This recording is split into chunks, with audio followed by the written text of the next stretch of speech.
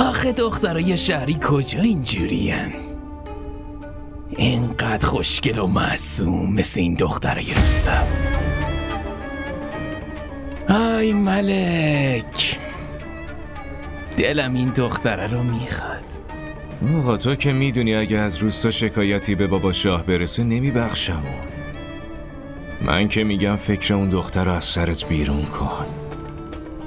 بعدش هم من شنیدم که نامزد داره. چند وقت دیگه هم عروسیشه. آی ملک، وقتی من به یه دختر نظر دارم عقل از سرم میپره. بعدم کی اینقدر جرأت داره که بخواد شکایت منو ببره پیش بابا شاه؟ این دختره رو میخوامش. میخوام یعنی میخوام.